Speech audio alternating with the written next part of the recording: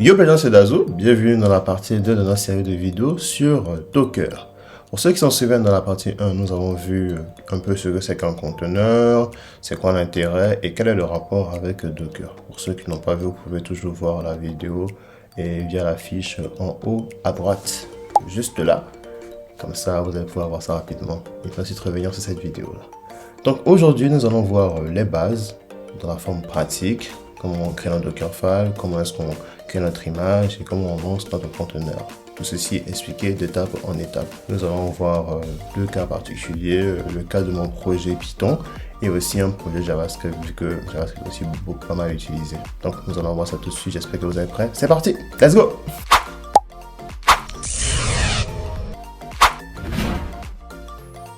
Avant de commencer à jouer avec Docker, nous allons devoir déjà l'installer. Et donc pour cela, encore une fois, on peut aller sur le site officiel de Docker, rapidement, voilà, on va sur le petit site.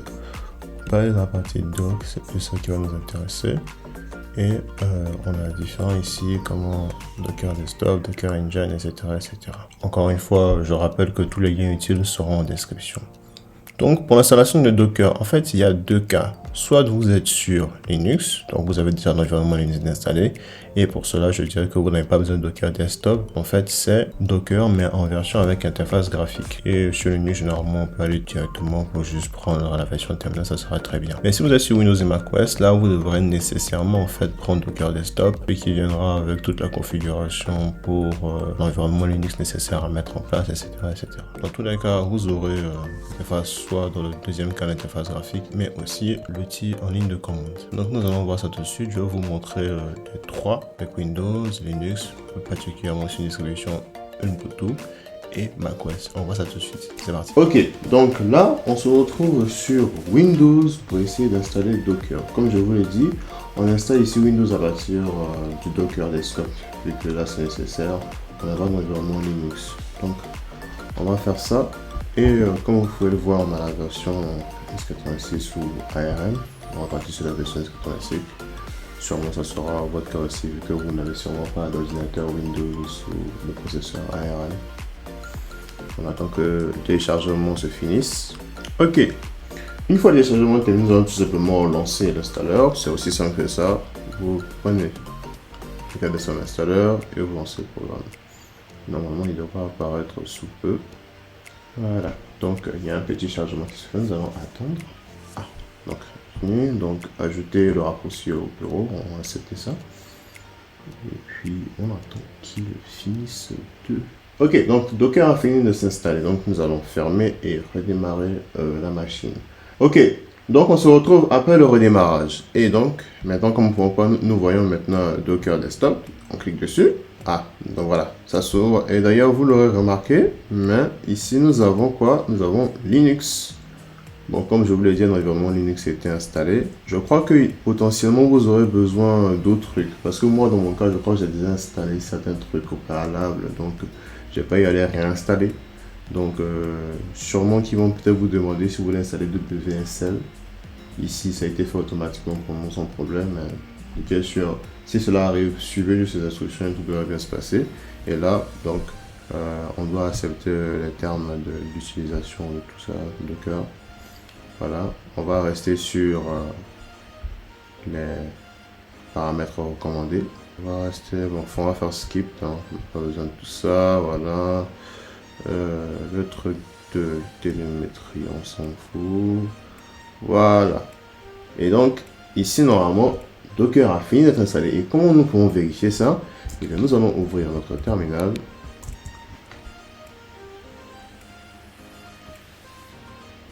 On attend que ça finisse de charger. Et voilà, nous pouvons faire Docker-V. Et normalement, voilà, nous pouvons voir la version, une version, et Docker a bien été installé. Nous pouvons faire Docker-help. Et normalement, on verra en fait la liste des différentes commandes possibles de Docker. C'est donc qui nous montre que Docker a bien été installé, nous pouvons nous en servir. Donc ici, on termine ici l'installation sur Windows et on va passer sur Linux. Donc on se retrouve sur une distribution Linux afin d'installer Ubuntu. Donc comme vous pouvez le voir, je suis sur la page de Docker Et comme je vous dis, on peut passer directement à Docker Engine pour installer tout ce dont on a besoin. On n'a pas besoin de Docker Desktop et de l'interface graphique. Comme vous pouvez le voir, il y a différentes commandes. Déjà, un premier groupe de commandes nous permet de désinstaller tous les packages qui pourraient poser problème. Installer des anciennes versions parce que si on vient réinstaller encore Docker par-dessus, ça pourrait poser quelques soucis. Donc, on désinstalle tout ce qui pourrait poser problème. Puis, passer aussi à l'ajout du repos apt pour pouvoir installer Docker via l'apt install. Ces instructions-là, je les ai écrites rapidement dans un fichier sh, un fichier script que nous pouvons exécuter. Pour plus de facilité, nous allons exécuter ça en tant qu'administrateur, c'est-à-dire en tant que root. Donc, nous allons nous connecter au compte root. Rapidement, voilà, je suis connecté et je peux exécuter mon script. Vous pouvez aussi exécuter le script via sudo si vous avez les permissions d'administrateur même que vous n'avez pas de root. Donc, on va faire slash install docker. N'oubliez pas d'accorder la permission d'exécution et pour pouvoir le faire, il faut tout simplement faire comme je vous ai déjà montré dans notre précédente vidéo, chmod plus x install docker, voilà. Ici on a accordé les permissions. Ici on regarde au niveau c'était ça la commande, voilà. Ici comme vous pouvez voir, on peut voir que on a accordé les permissions pour pouvoir exécuter, voilà, tranquille. Donc on peut exécuter notre script. Et on va attendre qu'il s'exécute. Comme vous le voyez là, il est en train de nettoyer un peu tout. Ensuite, une fois qu'il aura fini tout son tour de nettoyage, il va essayer d'ajouter en fait le repo de Docker afin de nous permettre d'installer. Voilà, ici on accepte.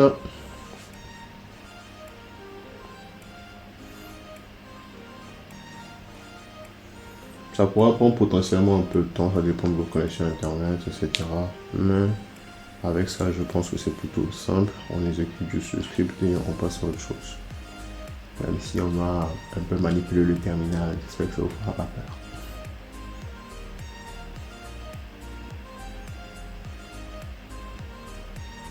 Voilà. Ici encore, on dit oui.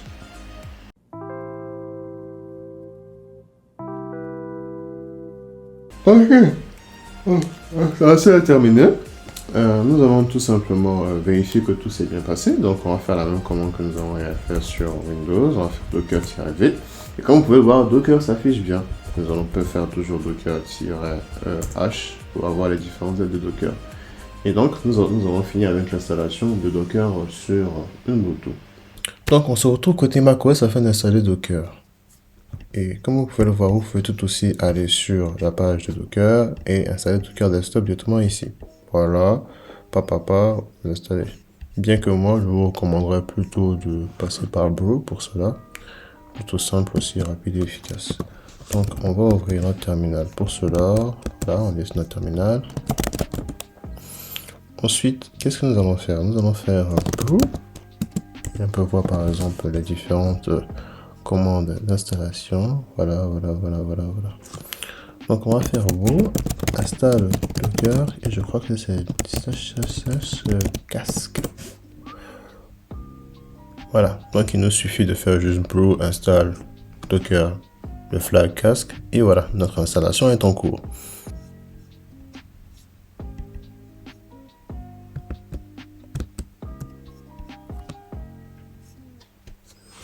Certains pourraient peut-être se demander pourquoi le flag casque, pourquoi pas juste Brew install Docker. Eh bien, car ça permet en fait de préciser que on souhaite installer en fait une version avec interface graphique. Et ici c'est nécessaire parce que si vous ne mettez pas le casque, certes vous verrez que ça sera installé, mais bizarrement les commandes ne fonctionneront pas. De mon côté, je n'ai pas su résoudre ce problème et j'ai vu qu'avec juste casque, tout fonctionnait bien. Et ici on nous demande notre mot de passe, donc on va le mettre. Vu que c'est Docker, c'est une application qui aura besoin des permissions. Voilà, on a un petit mot de passe. Continuer l'installation. Voilà. Et voilà. Docker a fini d'être installé. Et pour pouvoir vérifier que tout s'est bien passé, comme vous le savez, on fait Docker-v. Et normalement, on devrait recevoir une réponse. Ah, vérification. Ok, donc la Docker qui est en train d'être lancé.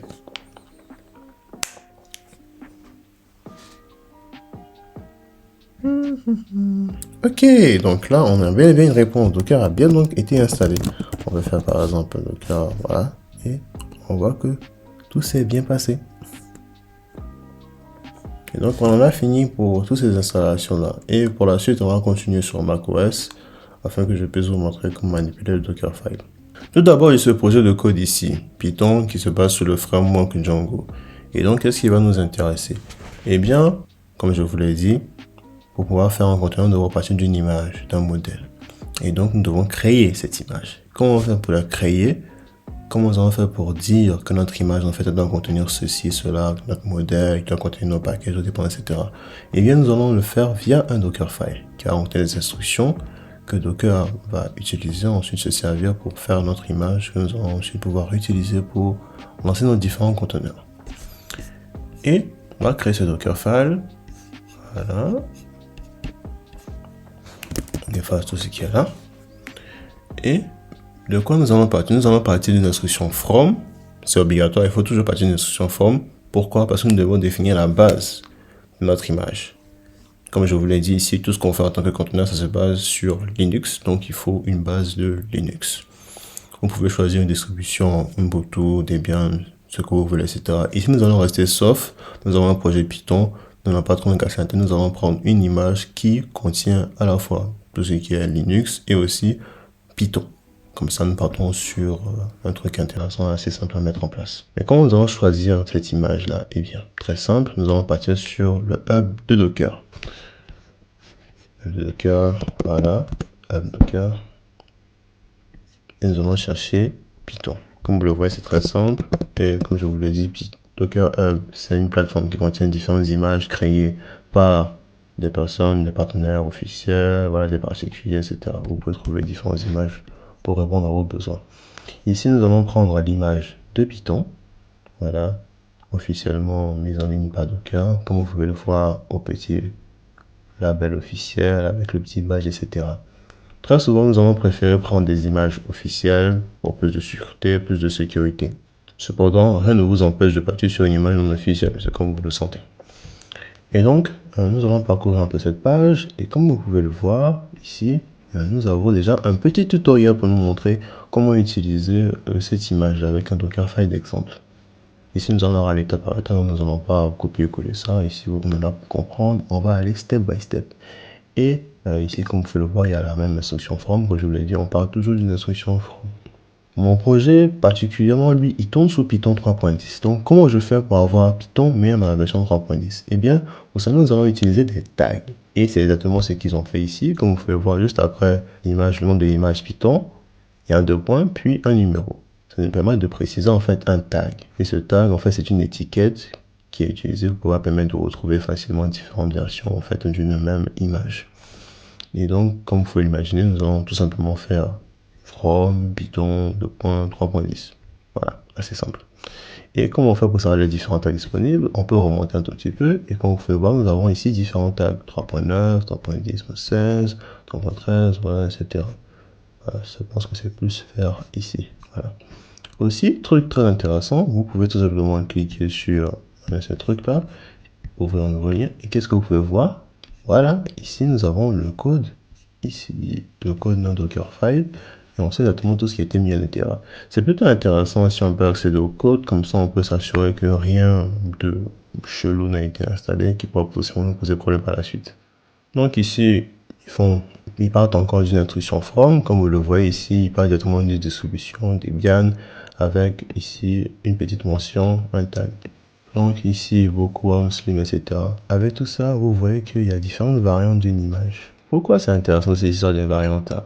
Parce que vous verrez aussi très bien que si on descend un tout petit peu, on parle d'images variantes ici. Donc non seulement la version, mais ça parle de Slim, d'Apin, tout ça, tout ça, tout ça.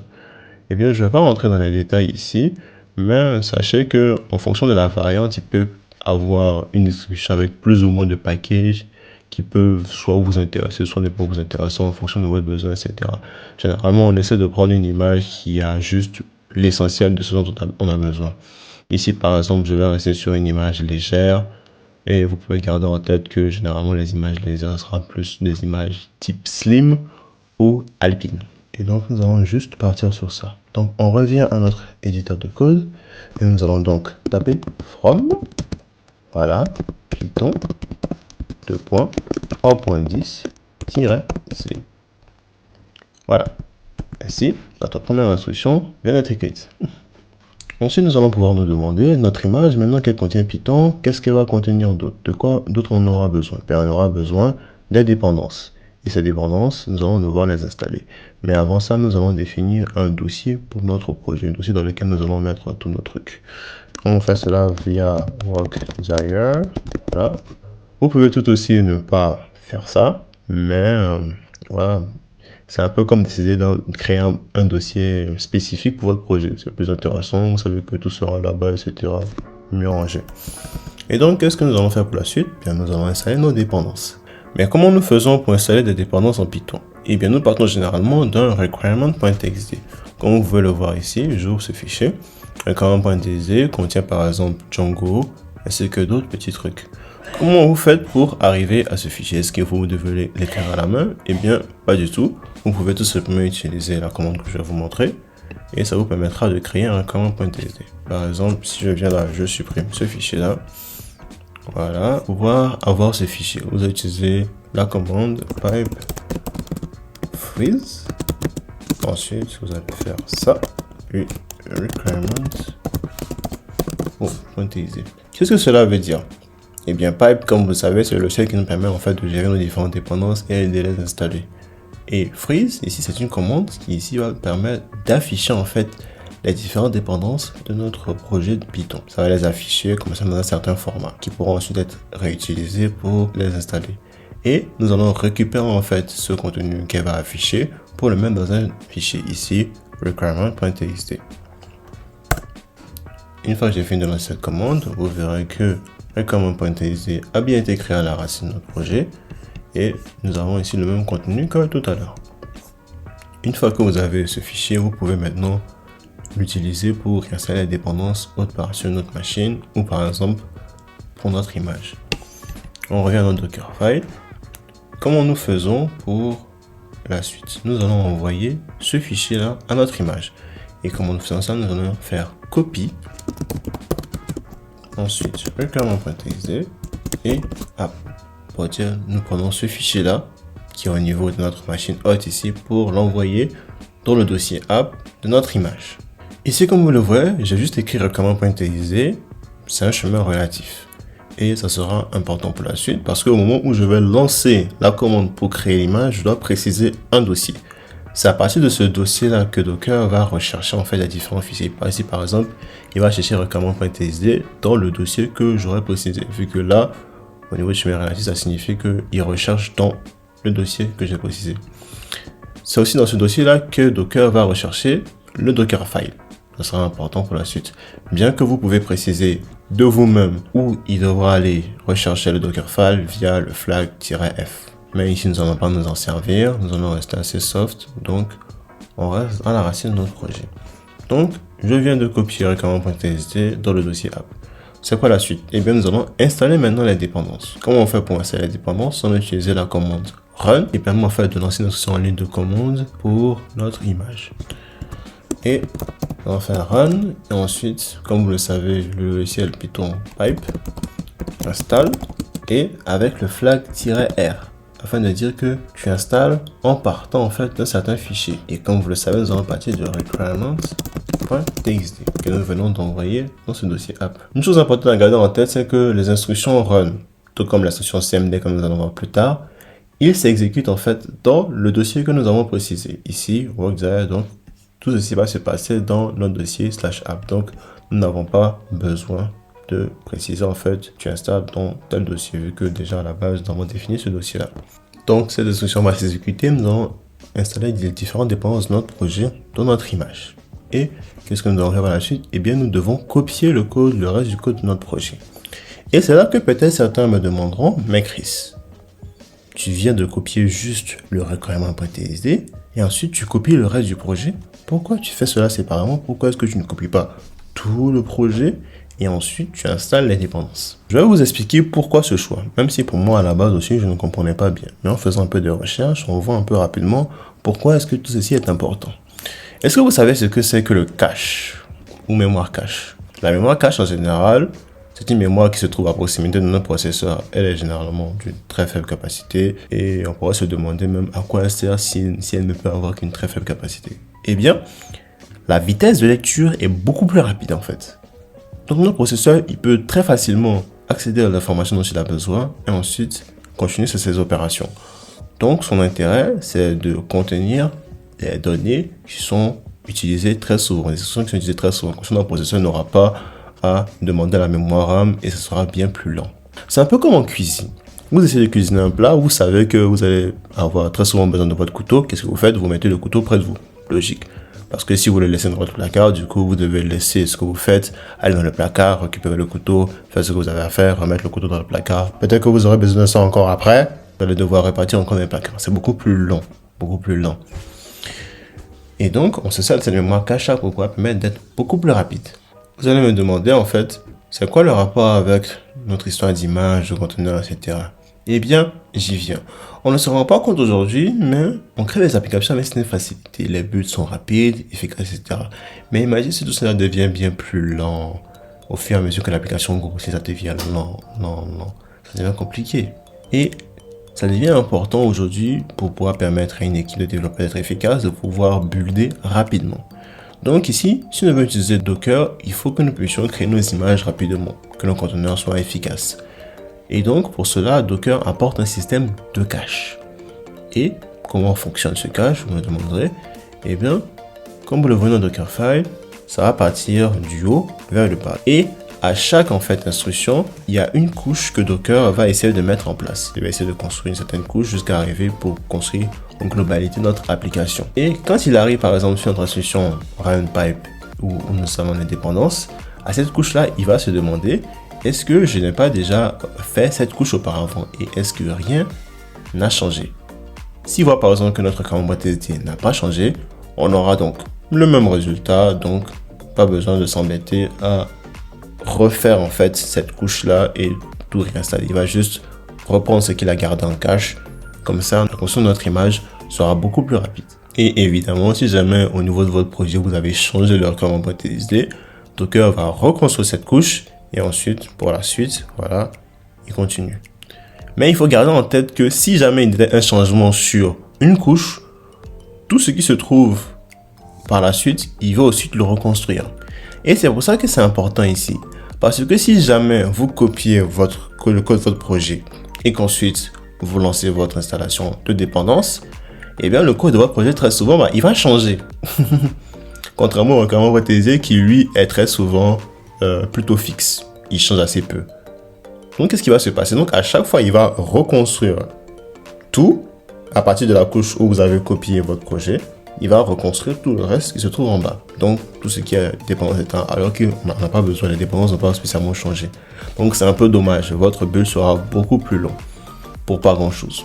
C'est pour cela qu'on décide de mettre cette instruction au début, de mettre à part l'installation des dépendances avec leur requirement TSD et ensuite on copie le reste du projet. Comme ça, Docker peut très facilement réutiliser en cache ce qui n'a pas changé. Ici, par exemple, les dépendances, ça change assez peu. Bien, maintenant que ce point est clair, on peut passer à la suite. Donc pour la suite, nous allons copier notre code.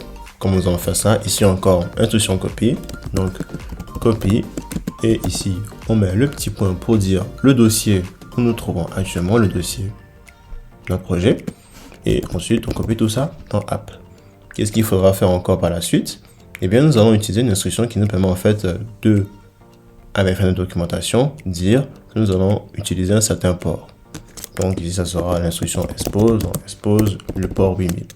Pour les projets Django, en général, c'est le port 8000. Cette instruction n'aura pas tant d'effet que ça. C'est juste comme ça, si quelqu'un regarde votre Dockerfile, il sait que votre projet, par exemple, peut utiliser tel port. C'est intéressant. Avec toutes ces instructions, nous pouvons dire que notre image est fin prête. Mais cependant, il manque un dernier truc. Parce que notre conteneur, ça ne sera pas juste notre code et les dépendances. Il faut qu'il exécute tout ça. Et comment nous allons dire à Docker qu'il faut exécuter en fait ce truc-là? Eh bien, nous allons utiliser l'instruction cmd. cmd qui nous permet en fait d'utiliser une instruction en ligne de commande. Donc, pour notre projet Django ici, nous pouvons faire cmd, ensuite python manage pi et run server. Il faut garder en tête qu'il ne faut avoir qu'un seul CMD au niveau de votre Dockerfile. Si vous en avez plusieurs, seulement le dernier sera pris en compte. Donc, pas vraiment d'intérêt d'en avoir plusieurs. C'est généralement aussi la dernière instruction du Dockerfile. Certains me demanderont peut-être, mais c'est quoi la différence entre CMD et Run? Vu que Run, il exécute des instructions en ligne de commande, et CMD aussi, il fait pareil. Pourquoi est-ce que de l'autre côté on n'a pas utilisé CMD? Pourquoi est-ce qu'en bas on n'a pas utilisé Run? Eh bien, il y a une nuance ici à garder en tête. Run, il permet d'exécuter des instructions en ligne de commande, mais seulement dans le but de pouvoir construire notre image. Ici, notre image, qu'est-ce qu'on doit contenir? Doit contenir des dépendances. Donc, nous utilisons Run afin d'exécuter des instructions qui nous permettent d'installer les différentes dépendances. Mais CMD, il est utilisé pour pouvoir dire à notre conteneur, une fois que nous avons lancé, qu'est-ce qu'il doit faire. Donc, on n'est pas à l'étape de la construction de l'image, mais on est à l'étape de, on a fini de construire notre image et notre conteneur, qu'est-ce qu'il doit faire une fois qu'on va le lancer. Il doit exécuter cette instruction, il doit lancer le code du projet. C'est pour cela que, pour pouvoir exécuter notre conteneur, pour exécuter le code, nous allons utiliser l'instruction généralement CMD, et pour pouvoir construire les différentes parties de notre image, les dépendances, etc., on va utiliser Run. Voilà pour la petite aparté. Donc, maintenant qu'on en a fini avec notre truc, nous allons pouvoir continuer en créant notre image. D'ailleurs, j'ai oublié un truc ici. En fait, vous pouvez utiliser ce format-là. Il n'y aura pas de problème, juste vous aurez un warning.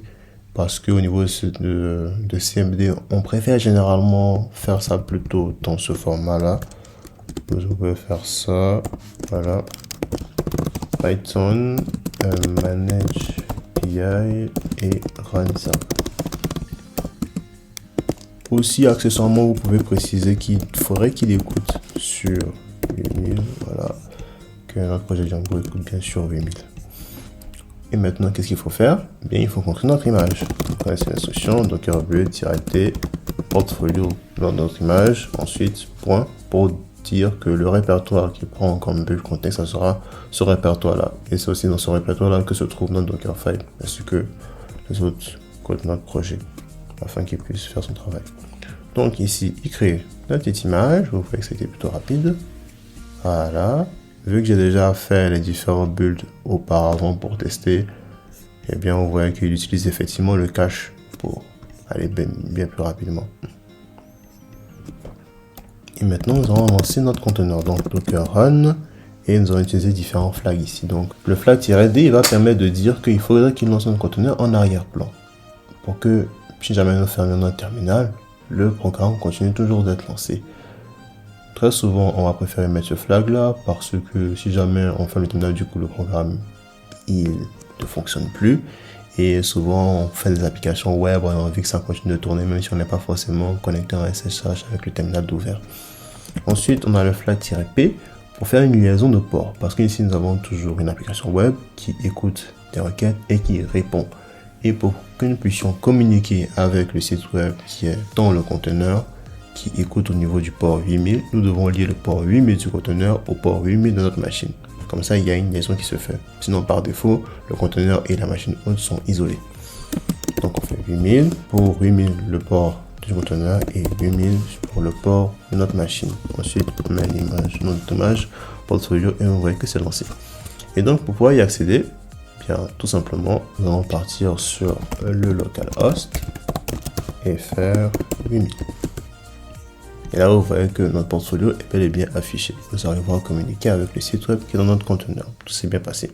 Bien, maintenant qu'on a fini pour Python, et si on essaie de faire pareil, mais en JavaScript, je serai bien plus rapide vu que là, maintenant, normalement, vous êtes des gens calés. Donc, on va partir sur un projet que j'ai codé rapidement. C'est un projet JavaScript avec Express.js qui affiche juste une page HTML. Donc, comme vous savez, on va donc partir avec notre Dockerfile. Voilà, et on commence par quoi? L'instruction from encore une fois, et on va partir sur une image de Node, contenant Node.js. Et on peut toujours rechercher ici, on va encore sur appdocker.com, voilà, et vous pouvez chercher ici Node. Et comme vous le voyez, on a l'image de Node encore une fois. On va partir de cette image là, moi je vais prendre la version 20. Donc Node, ensuite on fait 20. Ensuite, on définit notre dossier pour notre application. Donc on a Workdir App. Ensuite, il faut copier le fichier qui raconte nos dépendances. Pour un projet Node.js, ça sera quoi? Le package.json. Donc, on va faire copy.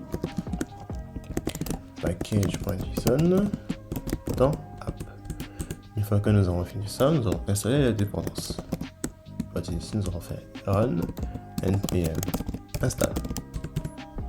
Ensuite, on va copier le reste de notre projet. Donc, on va le copier au niveau de notre .app. Ensuite, on précise le port. Donc ici, ce sera le port 3000. Ensuite, on utilise notre CMD. Ici, on va faire l'instruction comme ça. Il ne va pas nous envoyer le warning. On va juste faire, ce sera pas npm, ce sera plutôt node, tout simplement, avec index.js. Voilà. Donc, normalement, notre Dockerfile, il est prêt.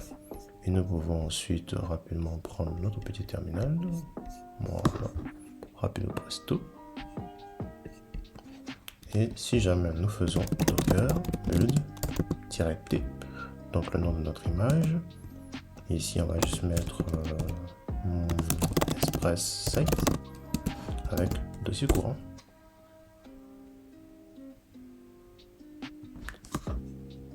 Bon, vous voyez que c'est plus long parce que là du coup j'ai pas déjà installé tout ce qui est image de Node, etc. Donc ça prend un peu plus de temps. Mais une fois qu'on l'aura fait la première fois, comme avec l'image Python, ça ira beaucoup plus rapidement. Donc ça va prendre un certain temps. Voilà. Donc c'est prêt.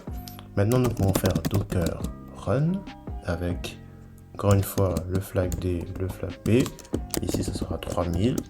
3000 pour, voilà.